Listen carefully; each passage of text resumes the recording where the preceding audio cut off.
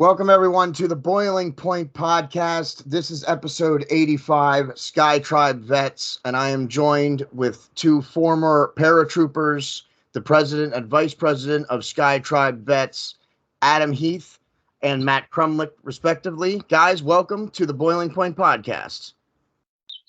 Thank you, John. Glad to be here. All right, now, Matt, what's the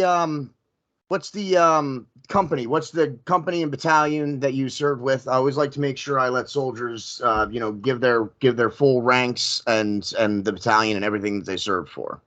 Yes, sir. So by the time I got out, I was a specialist in E4. We served with the 173rd Airborne Combat Brigade. All right.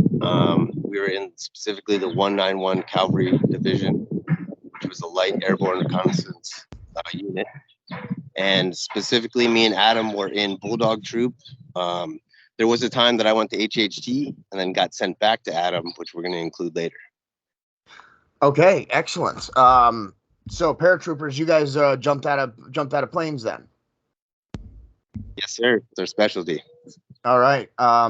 It's supposed to be able to maneuver within 48 hours. Say it again. We were supposed to be able to maneuver within 48 hours. Oh, that's so you would get orders, and then within 48 hours you would be deployed. Yes, sir. All right. It's combat ready. Okay. And now for anybody who is not military savvy, I do comparisons with things, and you guys would be paratroopers, which was what Easy Company was in World War II. And I bring that up because of Band of Brothers is a popular show, and a lot of people, I'm sure, have seen it. Even if they're not military savvy, they understood what they watched, and that's what you guys were. You jumped out of planes. Yeah, and then specifically the 173rd, there's a couple documentaries that follow a platoon that was in our unit. If you've heard the movies Restrepo or The Korengal, those two documentary films were filmed during our deployment. Okay. Now, give me those movie names again. We didn't catch that a little bit. We had a little bit of volume issue there. No worries. The movies are called Restrepo and The Korengal. Okay. Two documentary films made by Sebastian Junger. Okay. I will definitely check them out myself as well, and I encourage everybody else to check them out.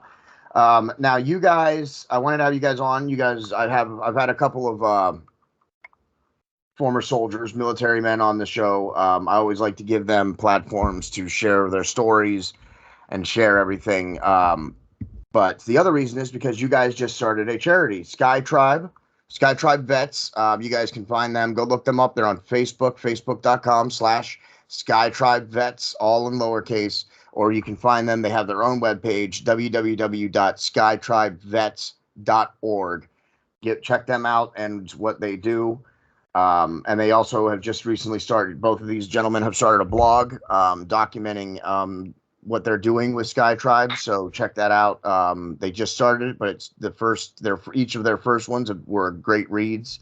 And I look forward to them releasing more of those. So skytribevets.org. You guys started a charity. Yeah, so we started skytribevets.org. We just launched in December. And our mission is to help improve the mental health of airborne combat veterans by connecting them with the skydiving community and by hosting reunions for airborne combat platoons. And the backstory on that, or how this came about and why we feel like this is important, is as paratroopers, it was really hard adjusting to life post-military when we got out. And for me, it was really hard. And I kind of got lost for a while and kind of lost touch with the things that I loved. But 10 years later, I got back into skydiving, and when I got back into skydiving, I found all these things that I missed about being in the Army. I missed having a crew of homies that, we went and did, trained together and hung out together outside of work and barbecued together, and people, that community to lean on, right? And a lot of these things are intrinsic and built into being in a combat platoon. You have these group of guys that you're with all the time, and you learn to lean on them, and you become like a family. And I found that again in skydiving. Like, I have this group of friends that we hang out together, and we plan training events together, and we work on things together, and it's been great for my mental health, and being a part of that, and seeing how it's helped me just made me want to share that with my other buddies. And so I started asking around, and I found out there's actually a couple of guys we served with that jump as well. Me and Matt have a mutual friend named Lee Knight, and he lives in Florida, and he's a skydiver, and he had the same thing to say. That this community helped save his life, literally, and that's a big deal. So I started asking, well, why aren't there more guys jumping? So, when I reached out to guys like Matt and some of our other guys from our platoon, Travis Sandlin, and some of these other infantry vets, and their response was the same. One of the same things that kept me from jumping for so long was the initial cost of getting a license and the distance to good training, right? So to get a skydiving license, it costs about $3,000, and Wow. it's pretty steep. The entry, that entry cost is really steep. Once you're licensed, it's a relatively inexpensive sport. Like, you pay $30 a jump once you're licensed. So, but that initial license is a big hurdle. Like, Matt's paying for it right now out of his own pocket to get licensed, and so. But a lot of guys they're not in a financial situation where they can pay that kind of money to get into that sport. And it's really sad, because that's what they did in the Army. Like, we were jumping out of airplanes, shooting guns, and then we get out, and we miss it, right? Yeah, there's no disc. They don't have any kind of serviceman discount or anything for people who have served. Some drop zones offer a small discount to the license process. Usually it's like 5 or 10%, but it's still a hefty, it's a hefty cost. And the type of sport jumping is so much different from jumping in the military. In the military, you're jumping, it's pretty crazy what you're doing in the military. I didn't realize how crazy it was till we started jumping for sport. But so there's way more safety levels, and it takes a lot more training to get your license as a civilian. So I started asking, how are we going to fix this problem? My sister is a pilot and also a student skydiver, and I talked with her about it several times, and like the problem was clear to us. And so we came up with this idea, like, hey, let's start a nonprofit, and let's work on getting some funding, and get some guys licensed, and get some guys back in the air. And then through those talks, we were also, we came to the realization that, like, reunions were a big part of my healing process. So backing up a little bit, we've been out now for over 10 years, Matt and I, and we've had two big company-wide reunions, one at 5 years, one at 10 years, and now we're coming up on our 15 year. And those reunions, I was only able to go to at the time because of people making donations to a foundation similar that made those reunions possible. And going to reunions like that is great. Like, I can't even explain how cool it is to sit around a campfire with guys you haven't seen in 5 or 10 or more years that you went to war with, and like get to swap stories and hear how well they're doing in life. And it's great. Like, it saved my life. I got to attend one when I was going through a pretty rough patch in my life, and like, I don't think I'd be here had I not got to go reconnect with these guys. So that being said, part of this nonprofit is us hosting reunions like that. Not only where guys get to come and reunite, but where paratroopers get to have the chance to jump together again, and it's great. So, so that's why you started it, and you gave us some background there on life after military, and I want to go back to that for a second before we get back to the before we go more into your guys' charity here and some of the particulars on that, because adjusting to life after military is something that's a real problem that soldiers have. I've done with both of the former soldiers that I've had on my podcast before. We talked about it in both those episodes. I encourage, if you're watching this one, go check out those other episodes. They're really great episodes to hear soldiers talk about some of the struggles and successes of life after military. So go check those episodes out.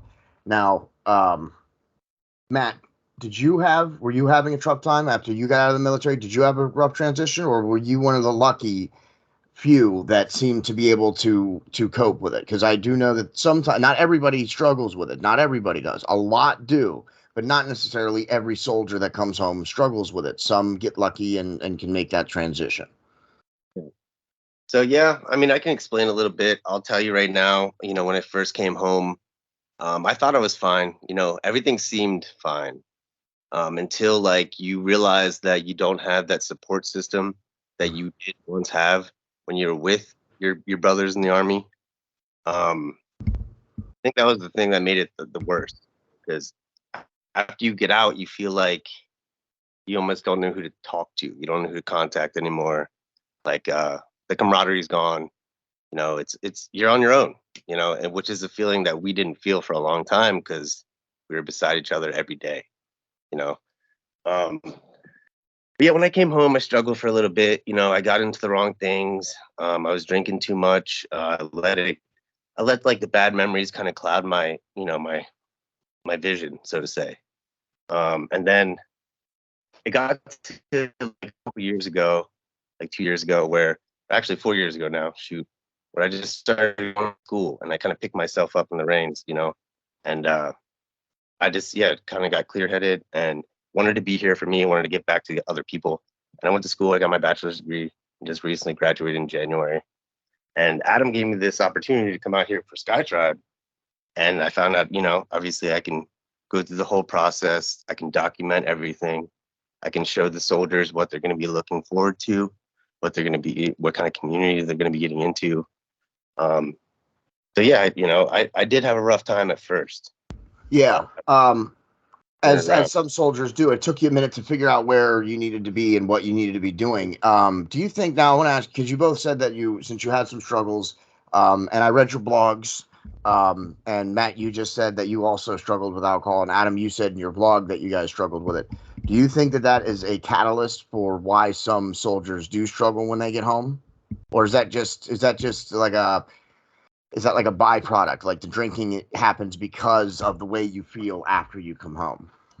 I think it's a little bit of both. I think that's a really tough one, and I think it's different for every person, because plenty of people drink, and I don't think drinking is a problem. People drink to have fun, and that's fine. Me personally, I drank to have fun a lot when I was a kid, and it was fun. But there was a point I reached where I wasn't drinking to have fun anymore. I was drinking to self-medicate, like run from my problems. Numb the pain, say. Yeah. To numb the pain and to not think about things. Like, when I drink a lot, I don't dream. And it's nice to be able to sleep without, waking up, tripping out in the middle of the night. And for a long time, I drank almost every day. And that's a problem for me. I can't do that. I don't think there's anybody that could drink every day. Other than maybe, I don't even know if a person could even drink 2 or 3 beers, every day. That's still can develop into a problem. You know what I mean? It doesn't take much. One for me, I had a hard time with not drinking every day, right? Like I could not go without drinking, and I wasn't going into withdrawals necessarily or having like physical withdrawal symptoms, but just mentally, like if I drink, I can't go without it. Like, so I decided to stop drinking altogether. And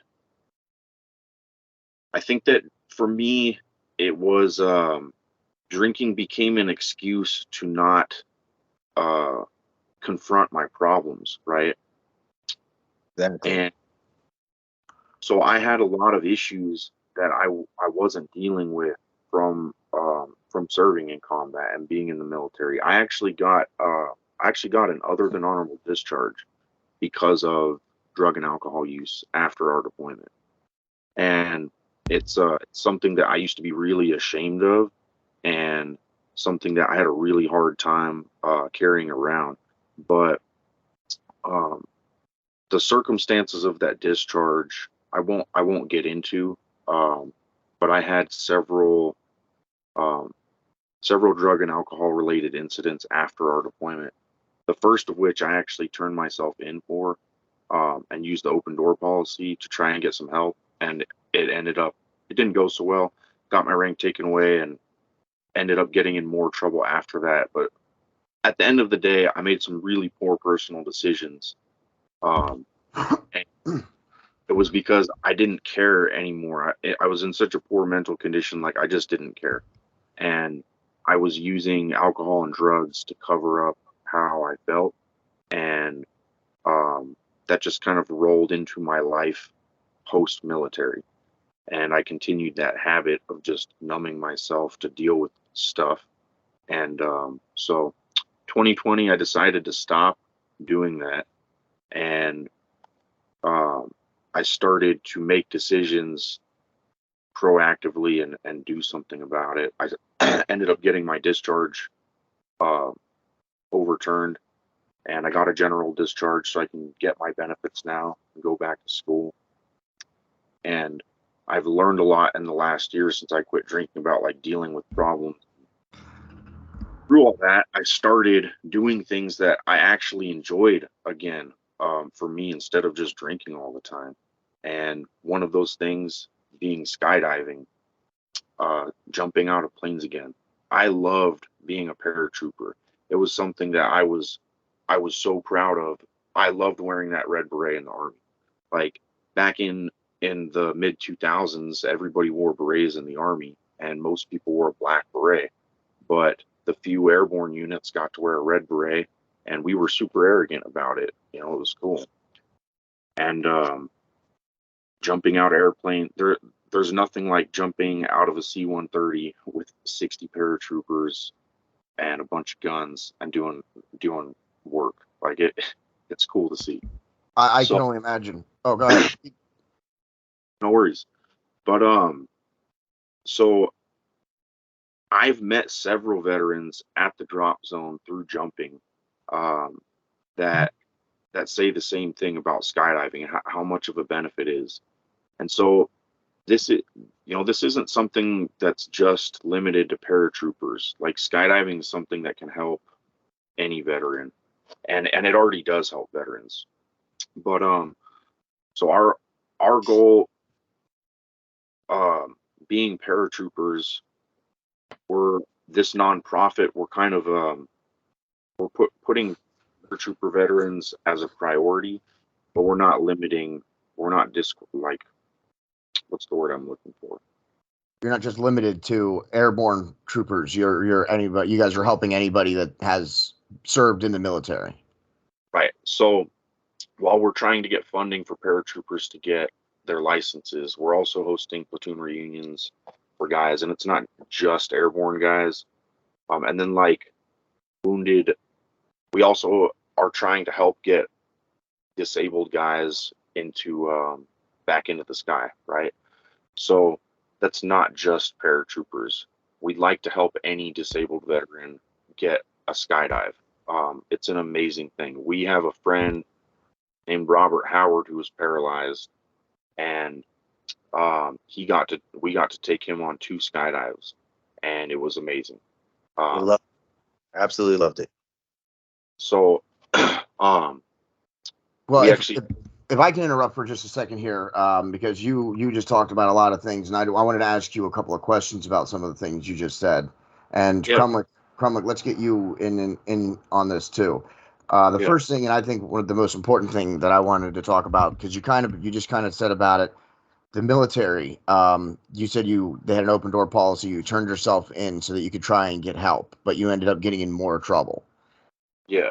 Is that because the open door policy was not as open door policy as it was supposed to be, or was it because of something else? Yes. Well, both. It's kind of a tough situation. So, without getting into too much detail, I turned myself. If you want, let me narrow the question down then.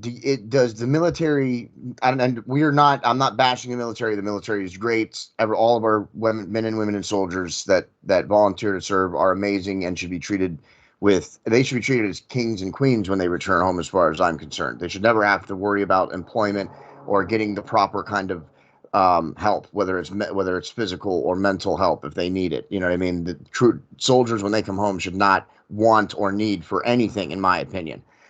Is that how it is, or do we need to make some changes? Do some changes need to happen to provide you guys with better services? Oh, 100%. I mean, so this podcast, I really would like to. I don't want to take attention away from Sky Tribe. You want to save that for another? You want to save that for another time? We'll save that for next time. I can briefly give you an overview, and if you'd like to do a whole episode on, I mean, because I do have a lot to say about the discharge process. There are guys. Let's wait then. Let's save that then for another episode. Then let's save that part for another episode. Then we'll save that, because that's something I like to get into also. But you're right, that could very easily go. For the adjusting to life after military, I mean, it does pertain to that. So briefly, I will just say that, yeah, I use the open door policy to admit a drug problem right at the end of our deployment. And instead of, the rest of our unit got to go home and see their families. And instead I got held there. Then I got put on extra duty and my rank taken away. So there's this whole ordeal that spiraled out of control. And I ended up getting discharged with an other than honorable and no benefits. So here I am, a combat veteran who, I've seen more combat than 90% of other veterans, and Congress didn't even recognize me as a veteran. Yeah, that's okay. So yeah, well, let's save that one for another episode then, so that we can dig more into that, because I think that's something that we'll definitely need to talk about. Crumlick, I believe your video is frozen. We can still hear you, I think. Frozen? Yeah, we can hear you, but your video is definitely frozen. At least on my screen. Whether or not it's going to be in the recording, I'll find that out later. Now, Crumlick, what do you think? Or no, we're going to save that for another time. So let's go. Why is it that skydiving, and you kind of touched on this, Adam, but I want to hear from, let's get Crumlick in on this one. Yeah. Why is skydiving seem to be helping the two of you and the other soldiers that you guys are looking to assist and stuff? Okay, so let me tell you what it means to me, and let me tell you what I've seen since I've been here. Absolutely. Okay, so for me, skydiving was a way for me to kind of just let things go again. When I got to go on that plane and ride up with my best friends from the Army, who I've already jumped with while I was in, it was one of the best feelings that I've had in the last 10 years. Words really can't put it into, I can't explain it that well, because it was just a great feeling. And then it was like utter calm when I was on the plane. Okay, I felt so calm, even though it was my first skydive. I should have been a complete wreck. It's completely normal to be nervous. Yeah, it is. But it's not the first time you jumped out of a plane, though, right? Exactly. It's not, but it's the first time I've done a solo skydive by myself without a ripcord. So without like being what am I looking for? Static line. Sorry, but yeah. So it was nerve wracking a little bit, but anyway, we're on the plane. I'm calm, and I get to see Adam. I get to see my buddy Sean, and I'll tell you what. As soon as I jumped out that door, all of my bad thoughts, all the worries, all the bills, all of anything. I was forced to live in the moment. I had to feel, I had to think, skydiving makes you do that. It puts you in the moment, and you have to focus on what you're doing. You can't think about the problems. And that right there was the best mental health like release that I think I've had without talking to a therapist, because I just threw it all away. When you jump out that door and you put all your faith in that parachute, Yeah. You're letting it go. You're letting go. Now, do you guys think that, is that how you guys feel when you're in combat? It's a very weird, thing how similar it is, right? But Yeah. it's so different. So in I would combat, imagine. the way I describe combat to people is an hour goes by in a minute and a minute goes by in an hour, right? It's really hard to explain because your brain stops working the way it normally does, and it goes into this very robotic way where your body is just reacting, right? And you rely on muscle memory, and it's really a trip to experience as a person, because like it, your body starts moving like a robot, and you're doing things without thinking and experiencing things that are happening so fast, but things go in slow motion at the same time. And skydiving is the closest thing that I have personally found to that feeling. When you're in free fall, your brain shuts everything else out, like Matt was saying, and it forces you into this almost zen-like state where it's, you don't even notice it. It's like those things don't exist. Nothing exists except for you right there in what you're doing. And it's almost like a reset, you know? And so I got super stressed out last week, and I was talking to Matt about it, and I ended up going skydiving, and I felt totally fine afterwards. And I realized it was because I hadn't jumped in like 3 weeks. We were so busy working on all this other stuff. And after I jumped, I was like, wow, that's all I needed. Like, you know, and Needed a jump. Yeah. and that was actually Matt's first jump when we went and did that. And it was great getting to go up in the plane with him. And it's fun because so I get to see students all the time. And I've never seen level 1 students that calm. It was pretty cool. And it was fun to witness. Now let's talk about, since you brought up Matt, you're going through the process to become certified so that you can, is it so you can jump by yourself, or is it so you can take other people jumping? So I'm trying to get my license so I can be a certified skydiver. Okay. Now, Adam, do you want to talk? What's the difference between being like a certified skydiver or just some Joe Black who wants to jump out of an airplane? Is there a difference there? You could do tandems. A tandem is when you're attached to somebody. Yeah. You could do like the solo, and I'm trying to do the solo. I'm trying to jump by myself. So you have to be certified before you can jump solo. Yeah, and I'll let this over because he knows a lot about the air. Okay. So anybody can jump tandem, like Matt was saying. Yeah. And anybody can jump solo, but you have to take class and start your license process to do that. And your first jump can be solo. You jump with instructors that, they stay next to you, but you're by yourself. As soon as you throw your parachute, you're the one steering it and you're the one landing it. Yeah. And that's what Matt never even did a tandem. And anybody can do that if they want, but most people go and do a couple tandems first, and that's it. But as a licensed skydiver, once you're a licensed skydiver, you can go to any drop zone with your logbook and go and jump there. Okay. So that's what Matt is going for right now, and he can talk a little bit more about that process. Yeah, talk to me, Matt, about the process here of what it takes to get certified then.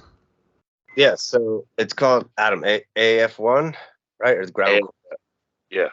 AFF. So I'm doing AFF right now, and what I had to do first was a ground course, and it's pretty much a classroom where you go in and you let them know like the basic malfunctions that could happen, safety procedures and EPs, what you would do if there is a malfunction, and you have to be able to test out. So my first day we went there, and I was ready to jump that first day, but we had to sit in the classroom for probably about a good 6 hours, and Wow. they were thorough. They're not going to let you jump out of a plane without being thorough. They want to make sure you're safe. It's a really good course. So Makes sense. yeah, and then it got to the end of the day, and it was jump time, right? But then they do this thing where it's like a student wind hold because the winds get a little too high, and they won't let the students jump when the winds get high. So I had to kind of bite my lip a little bit and then wait till the next day and then jump in the morning. So it was okay though because I got to wake up at 8:30 in the morning and just jump out the plane, and I'll tell you what, it was amazing. Yeah, that's got to be better than a cup of coffee. Yeah, well, it was. So Matt, so how many jumps do you have to do to get your license? That's So a good question. yeah, to get your license, you have to do 25 jumps. Am I correct? Wow. Yep. Yeah. Wow. So yeah, 25 jumps. Right now, I'm only on jump number 2. So the reason why I'm telling you this is because we're actually documenting, and I'm going to be blogging every single week the whole process. You can see the process. That's what we want. We want transparency. We want people to see what they're going to get into, and if they want. And we want everyone to try it, because if we can get enough funding from certain grants and whatnot, we can do this for soldiers. And that's the whole purpose of this, of me blogging my whole process. Yeah, and I think that's great too that you decided to do that. That you decided to blog and document the entire process to get certified and to do this. I think that's going to help you guys. I think that'll help get you guys more people because they won't have to ask questions. They can just look and see and watch your journey and how you did it. And I think that's going to be even better for you guys than any kind of even this episode here. This episode will help get the word out and stuff. But honestly, your blogging and documenting the process, I think, is what is going to be very useful to you guys in the future. Drawing more attention and getting not just soldiers who want to jump out of a plane or try and get some mental health, but also for donors as well. I think you documenting the process is a really, really good idea. Thank you. And you know what, John, we appreciate the exposure on this podcast. You have a great podcast here, and we've been following you. So we're going to continue. Yeah, I appreciate that. That's what. Yep. I appreciate that. And that's what I like to do. My whole purpose of starting this podcast was to raise raise the level of debate, and to also to be able to help people and give exposure to people and organizations like Sky Tribe. That way they can get, because you guys are just starting. I was looking over your page and stuff, and I mean, my podcast is fairly new too, so anytime, I don't have like a huge number of followers or viewers quite yet, but we have a few hundred, and so, but when I looked at your page and you guys had less, I don't want this is not for vanity or anything, guys, so viewers, just keep it down. You guys had less likes and stuff than my page did, and I was like, oh my goodness, I can definitely help these guys. If they got less than me, I can at least help them get to as many as I have. So yeah, that's why I did it. I want to, give you guys a vehicle, a place to talk about this stuff, help people understand it, draw more attention to your cause. Because I think, as we're going to talk about in a future episode, there needs to be more things like this helping paratroopers and all veterans. We need more things like this to help veterans after they come home, not less. So that's why I had you guys on. That's why I was harassing you guys. That's why I was harassing you guys for 3 weeks to get you guys on, because I was like, no, I got to get them on. Just keep bugging them. Just keep bugging them. I had to jump once or twice for you, John. Yeah, I understand that. That makes sense. All right. So it's not easy to become a skydiver.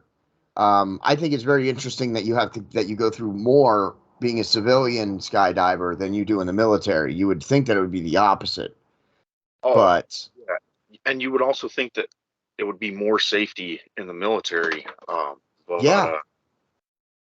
The type of jumping you do in the military is totally crazy compared to sport jumping. Like sport jumping, you're required to pull your chute 2 times the altitude higher than what we would jump at in training in the Army. Wow. So Wow. your time to fix problems between when you leave the aircraft and when you hit the ground is tiny in the Army. It's a matter of 2 seconds. So it's kind of scary, but in the civilian world, there is way more safety in the training involved in getting your license. So the whole point of them training you is to, give you a license and say, okay, yeah, you're safe to go jump with other people. And so that takes time and training. And yeah. Well, you would think that the military would have similar training like that. I mean, when you're jumping in the military, you're jumping with other people. So we did go to airborne school, and it was a 4-week thing of training. And it wasn't. We had to go up the tower, and we had to do some like other fun little things. So we did do some training, but I'll tell you what, it's just the levels of safety, like Adam is saying, is just way different in the civilian jump than it is in the jump. I don't want people to get the wrong idea. Paratroopers are obviously, you guys are some of the most, are some of the best trained soldiers that we have in our military arsenal.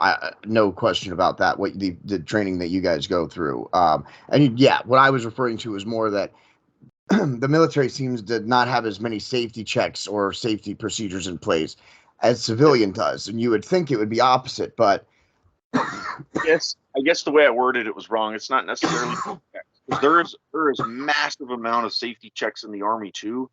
It's just the type of jump that it is. So like in the Army, you're jumping from an aircraft at a very low altitude with a static line around the parachute. And so that's crazy. But in civilian sports skydiving, you're jumping with, from several thousand feet, and you're deploying your parachute much higher. So it's such a different world that it's kind of hard to compare.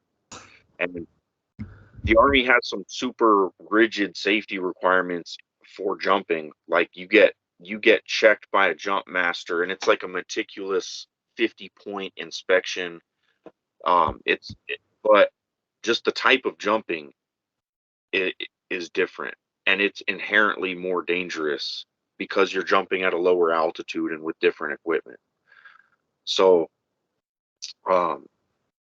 that's the aspect that tripped me out, was that how, looking back, knowing what I know about sports skydiving and all the layers of safety and how high we jump, it's just a trip that the Army still utilizes static line round parachutes. I understand why, because its goal is to get troops from the air to the ground as fast as possible, as quick as possible, and as possible. So in that regard, it does its job, right? But it's super gnarly, and it's really hard on your body. Yeah, I've heard that before too. That paratrooping is very hard on the body, hard on the legs, knees, and even on the spine too. Yeah, you'll be hard pressed to find a paratrooper that doesn't have jacked up knees and back. Like if they served on a line unit and jumped and trained with their platoon, they're going to be jacked up from the ankles up. Like, and climbing mountains too. When we were in Afghanistan, that's all we did was patrol those mountains. So carrying 60 to 80 pounds on your back and then jumping out of planes, on the regular, it'll do it to your body after a while. Yeah, and I want to talk about, we're not going to do it in this episode, but we'll save it for the next one when we talk about the services the military offers to people and stuff. But I do want to ask you about your service in Afghanistan then, but I'm going to save that for the next episode when I have you guys on again. Unless, like Adam was saying, he wanted to stick with Sky Tribe and keep the focus on Sky Tribe. So that's what we're going to do on this episode. But I definitely, in the future episode, would like to talk to you guys about your service in Afghanistan and what you guys did and stuff like that. So, cool. Now you guys you guys are a charitable organization. You have IRS status as a charitable organization. So that means people who donate to you can write it off on their taxes and all that stuff, right? Yes. Matt, why don't you talk a little bit about that? Yes. So, if someone makes a donation that's over $250, okay, we can actually give them a receipt. you know, they can use this receipt to file later on their taxes. Okay. And essentially, you know, not only does it go to helping a veteran get it back into the sky or contribute to the reunion, you know, you could do either or. But yeah, it's right. You can write it off. So it helps you later. So at the end of the year. So Was it difficult to get that tax status? Yeah, I guess it's not difficult. It just takes a lot of work. So we had to file. Well, first we had to organize our company as a corporation. Mm. And so we filed all the paperwork necessary with the federal and state to file as a corporation. And then we filed to get our corporation recognized by the IRS as tax exempt. So for that, we needed to show what our purpose is, and that it's for a charitable organization. So, you know, we sent them our corporate bylaws and all that and explained what we're trying to do. And they reviewed it and sent it back and gave us approval. So the whole process for that takes like 6 months to a year. We've been working on it for the last year. So where we're at now is we're at a spot where we've received, you know, approval, and we're trying to secure more grants and funding from donors and foundations. So it's a really cool learning process. Both of us, Matt actually went to school for business.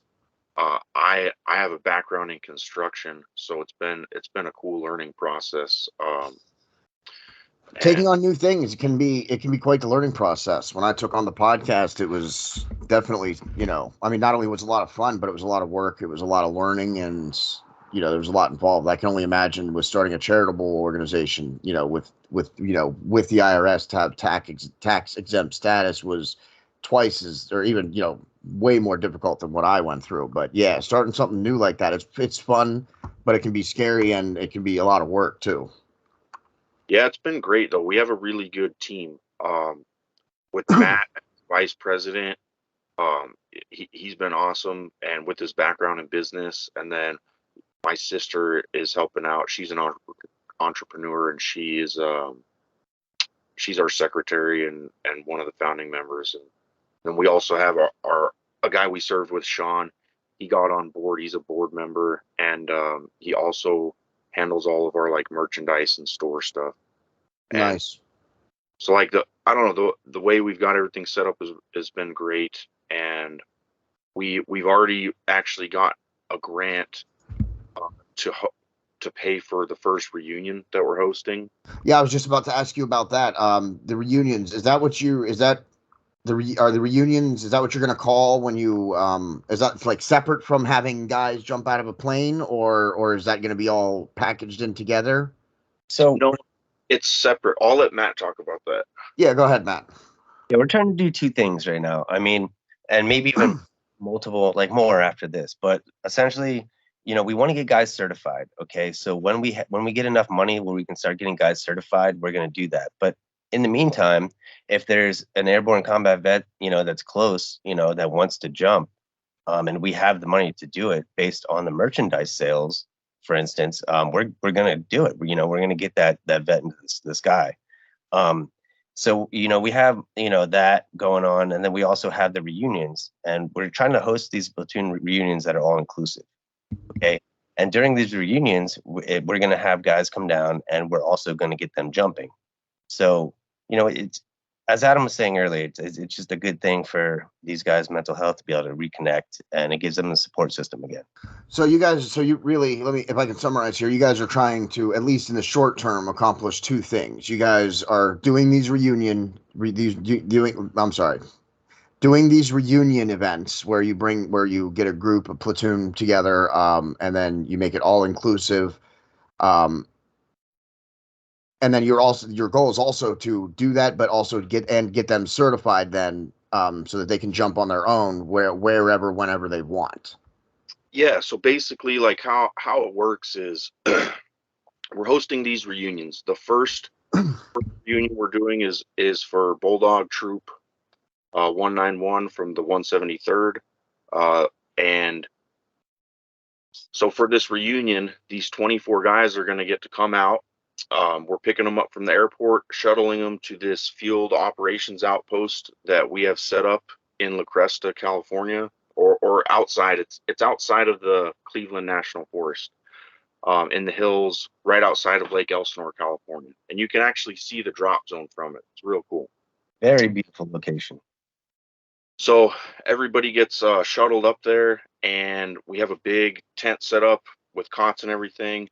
And the following Saturday, guys have the option. So at each reunion, we have 5 slots held for the ground course like Matt took. So 5 guys are going to get the option to take the ground course and do a solo jump instead of a tandem jump. And everybody else will get to do tandem jumps. They'll be able to go on the planes with each other. There will be multiple guys going in the same plane, so they'll get to jump with their friends. And then we're going to have like a little award ceremony, and they get to go home. And all the food and everything is provided. Okay, so and now what about the transportation? Are you guys covering that also, or are people having to cover their own transportation at this point yet? Right now, we're unable to pay for flights and transportation for people to get here. So that is up to the soldiers, but we are helping them set up donor box campaigns where people donate tax-free to help get them here if they need to. Okay, and is that your ultimate goal though? Like, is the ideal situation for you guys to eventually one day just be running these reunions and to be able to pay for all the troops wherever they are and just pay for them to come out, stay the week, do the stuff, and then go and then send them home? Yeah, ideally, I mean, there are hundreds of combat platoons that have served in Iraq and Afghanistan, hundreds of paratrooper combat platoons, and these guys all went to war together, and it would be great to be able to, for them to have, reunions every 5 years. So our goal right now, we have 2 planned for the next year. We're working on funding our second one right now. We would like to get to a point where we're hosting one of these reunions every month. And then guys who come to these reunions and they're interested in being a part of this community, we want to be able to offer them the option to come back and spend a week with us and get their license. Okay, so you're gonna so it's gonna be kind of 2-tiered. Like, you'll be doing these reunions, and then anybody that comes to the reunions that wants to come back and become like a certified jumper, you want to then bring back and do like another week-long or however long event to get them certified then. Yeah. So like if you have the funding and the time to get your license, you can realistically do it in about a week. I got mine in a little bit over a week because I jumped every day when I did it. So what we would like to offer is the opportunity for paratroopers to come out and stay with us for a week and get their license, and we pay for it all. So we've budgeted that out to where we can do that with about $5,000 in funding per paratrooper. Paratrooper. Yeah. Okay. And now that's an excellent segue into, if you are interested in donating or helping Sky Tribe Vet, they have a website, www.skytribevets.org. You can go there, and they have a place where you can look up how to make a donation on their page.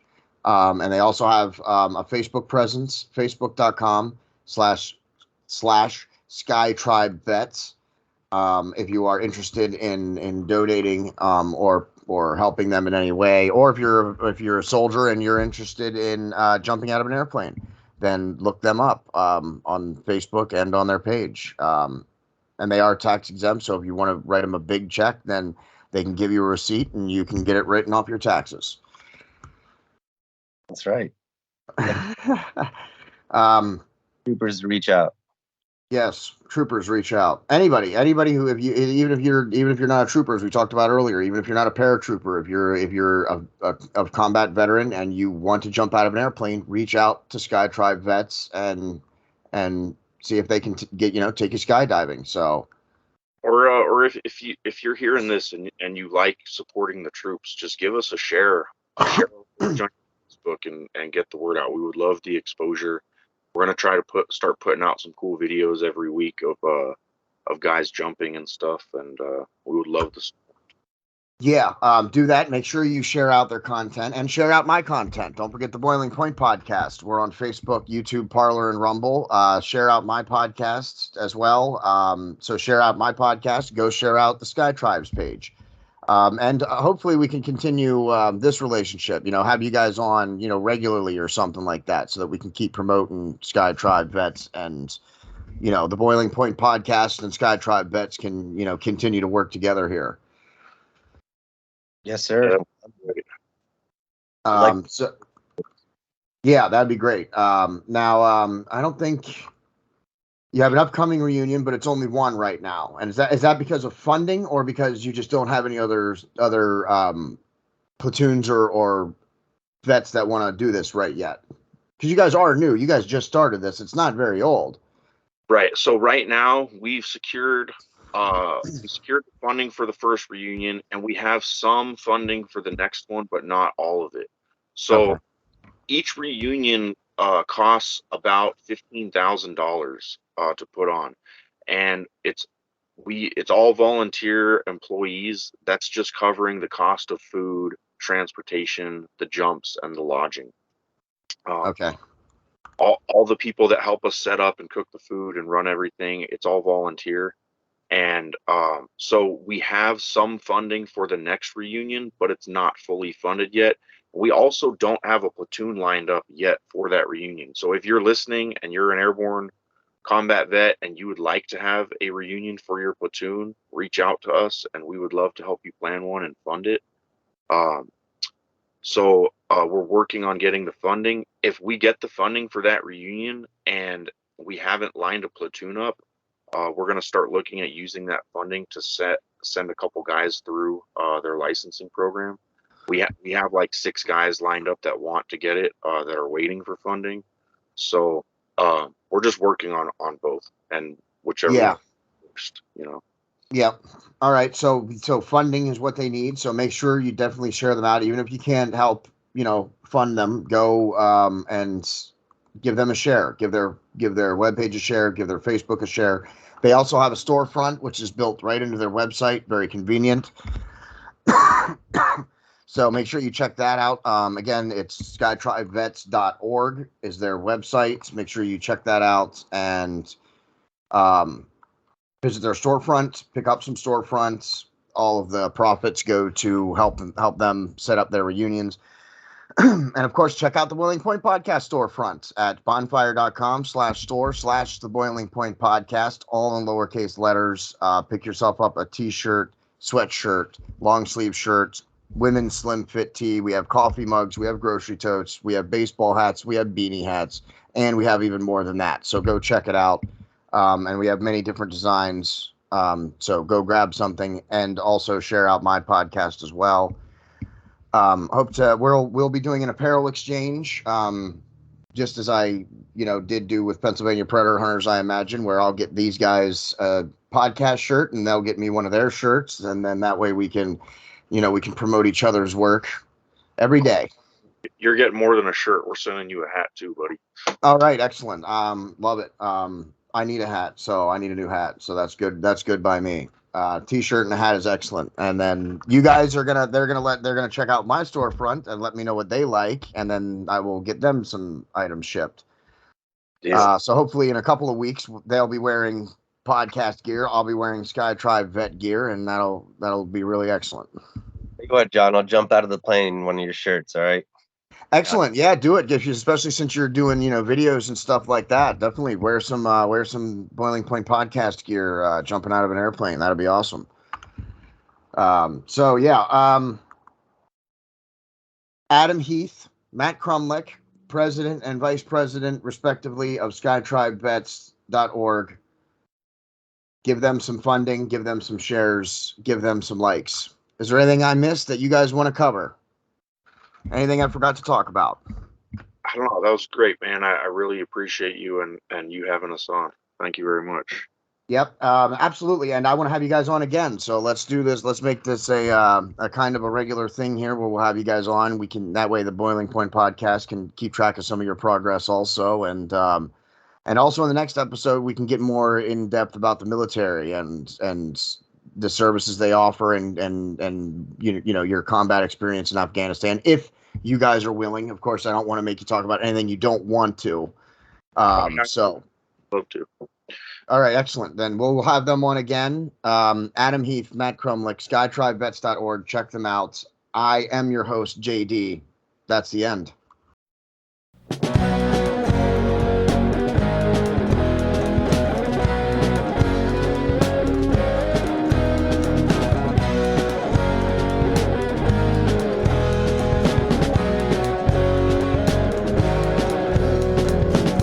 I'm not around, have you found?